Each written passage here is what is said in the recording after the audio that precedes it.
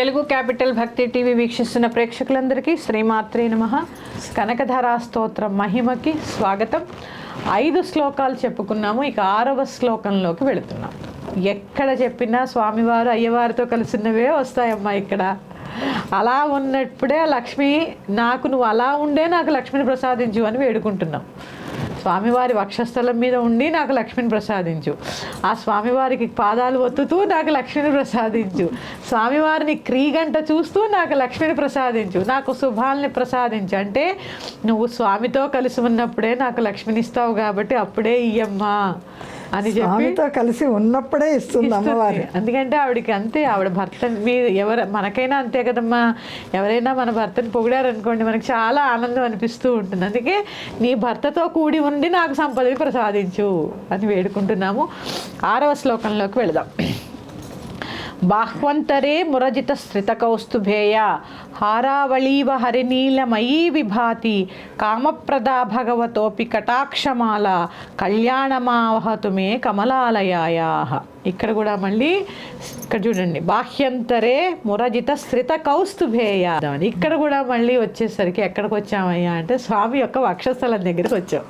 ఇందాక అదే చెప్పుకున్నాం కదా. ఇక్కడ ఏం చెప్తున్నారు అంటే స్వామి యొక్క వక్షస్థలమునందలి కౌస్తుభమని ఆశ్రయించి దాని లోపల బయట కూడా, ఎందుకంటే ఆవిడ ఇక్కడ ఉంటుందిగా, ఇక్కడ ఉంటుంది, పాదాలు ఒత్తుతూను ఉంటుంది కాబట్టి లోపల బయట ఇంద్రనీలమణి హారము వంటి ఓరచూపుల్ని ప్రసరింపజేస్తూ ఉంటావు కదా ఆ స్వామివారి మీద. ఆ ఓరచూపుల్ని ప్రసరింపజేస్తున్నటువంటి ఓ మహాతల్లి, నాకు లక్ష్మీదేవిని కదా నువ్వు శ్రేయస్సుని సంపదని కలగజేయి. లక్ష్మీ స్వరూపురాలు. ఎక్కడికి వెళ్ళినా ఆ అర్థాలు తెలుసుకుంటే అసలు భార్యార్థులు ఇలా ఉంటే చాలండి, అన్నీ ఉంటాయి. అష్టలక్ష్మిలో ఉంటారు ఇంట్లో. ఆ పురుషుడు ఎంతో పుణ్యం పుణ్యం చేసుకుంటేనే కదా దొరికేది. ఏ ఇంట అలా ఉంటారో భార్యాభర్తలు, సంతానలక్ష్మి, సౌభాగ్యలక్ష్మి, ధనలక్ష్మి, ధాన్యలక్ష్మి అందరూ ఉంటారు. దేనికి లోటు ఉండదు. ఎందుకంటే ఇక్కడ ఇంకోటి కూడా మనం చెప్పుకోవాలమ్మా, ఎప్పుడైతే ఇంత అన్యోన్యమైన దాంపత్యం ఉంటుందో అక్కడ దేనికి లోటు ఉండదు. కోటీశ్వరులే అక్కర్లేదు. ఆఖరికి ప్రతి కష్టము కలిసిమెలిసి ఒకళ్ళనొకళ్ళు అర్థం చేసుకుని ఉంటారు. ఆ పిల్లలు కూడా చాలా ఆరోగ్యవంతులుగా, మానసికంగా కూడా ఆరోగ్యవంతులుగా పెరుగుతారు. సమాజానికి చాలా శ్రేష్టమైనటువంటి సంతానాన్ని అందిస్తారు. వాళ్ళు ఎప్పుడూ ప్రేమతత్వంతో ఉంటారు, ఎప్పుడూ అన్యోన్యంగా ఉంటారు. ఆ ఇంట లేదు అనే శబ్దం ఉండదు, ఎందుకంటే ఎంత ఉంటే అందులోనే సర్దుకుంటారు. ఇలా చూస్తూ వెళ్తే ఇదే ఈ సామరస్యతే లక్ష్మి. ఇక్కడ అదే కదా, ఆ ఇంద్రనీలమణి వెనకాల ఉంటావు, బయట ఉంటావు. ఇంద్రనీలమణి కౌస్తుభమణి అంటే ఇంద్రనీలమణి కదా. స్వామివారి చూడండి తిరుపతిలో ఉంటుంది, నీలంగా ఉంటుంది. ఆ నీలమణి వెనకాల బయట ఉండి ఓరచూపులు చూస్తూ ఉంటావు కదా నువ్వు. ఆ ఓరచూపుల్ని చూస్తున్నటువంటి ఓ మహాలక్ష్మి, నాకు శ్రేయస్సుని ప్రసాదించుగాక, శుభాలని, శ్రేయస్సుని, సంపదని ప్రసాదించుగాక.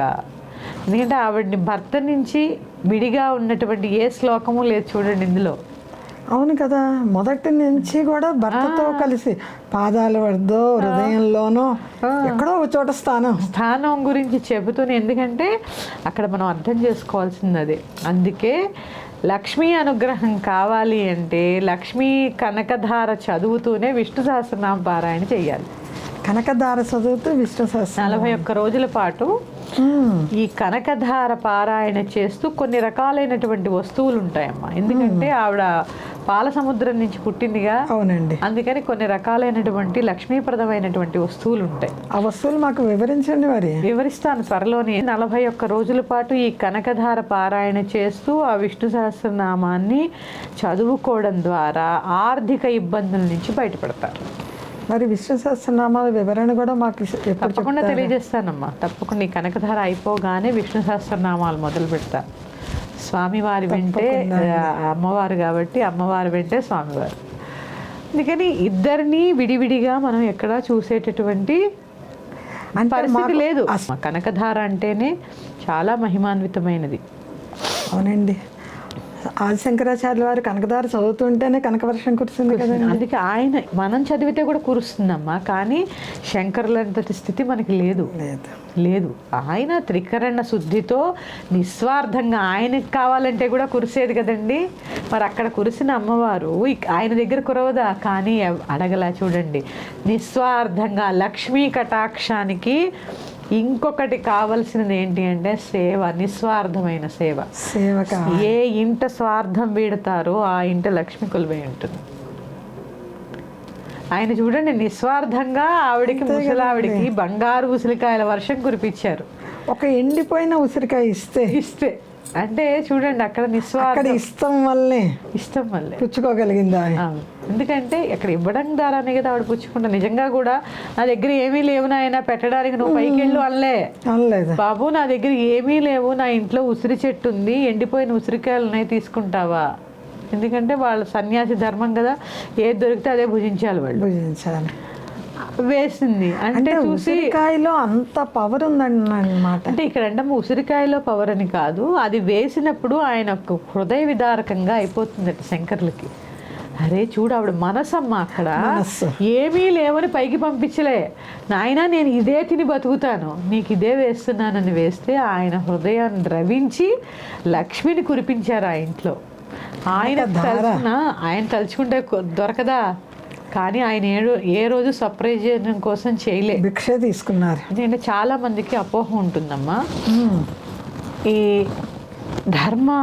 ధర్మపరంగా చేసేటటువంటి సంస్థలు ఉంటూ ఉంటాయి కదా, అది హిందూ ధర్మపరంగా పీఠాలు అవనియండి, దేవాలయాలు అవనియండి, ఇవన్నీ కూడా ఒక రకంగా నిస్వార్థమైన సేవే.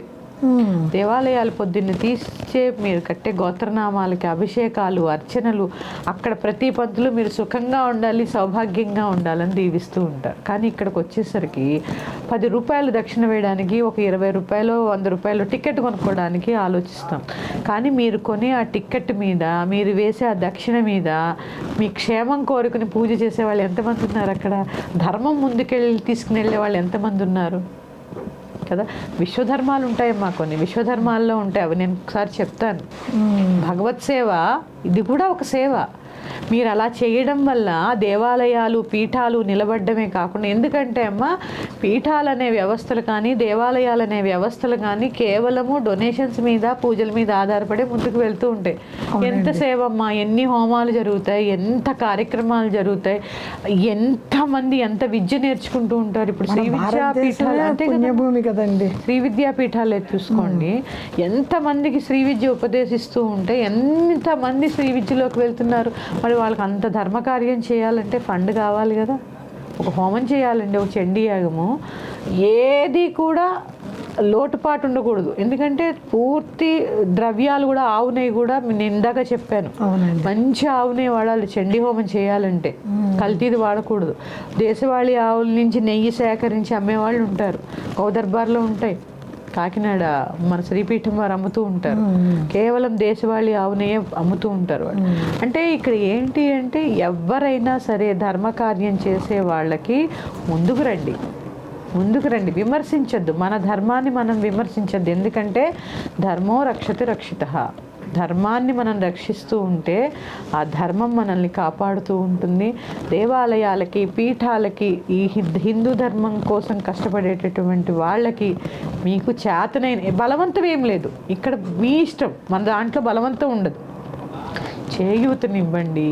వాళ్ళు మీతో పాటు ధర్మాన్ని కూడా ముందుకు తీసుకువెళ్తూ ఉంటారు. ఇది కూడా ఒక లక్ష్మి, అంటే నిస్వార్థమైన సేవ కదా ఇదంతా.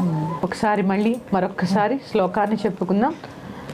బాహ్వంతరే మురజితశ్రితకౌస్తుభేయా హారావళీవ హరినీలమయీ విభాతి కామప్రతాక్ భగవతోపి కటాక్షమాలా కళ్యాణమావహతు మే కమలాలయాయ. ఇది 6వ శ్లోకము. మళ్ళీ ఒకసారి దీని అర్థం చెప్తున్నానమ్మా. ఆ స్వామివారి వక్షస్థలమునందు ఉండేటటువంటి ఇంద్రనీలమణి, కౌస్తుభమణి వెలుపల లోపల ఉంటూ ఓరచూపులు చూస్తున్నటువంటి ఓ మహాలక్ష్మి, ఓ తల్లి, మాకు శ్రేయస్సుని, శుభాల్ని, సంపదని ప్రసాదించుగాక అని ఈ శ్లోకానికి అర్థము. చెప్తున్నాను కదమ్మా, కనకధార పూర్తయ్యే లోపల మీ అందరికీ చక్కగా ఈ పూజ చేసుకునే విధి విధానాన్ని నేను తప్పకుండా తెలియచేస్తాను. చేసుకుని అమ్మవారి కృపకు పాత్రలు కండి. శ్రీమాత్రే నమః. శ్రీమాత్రే నమః.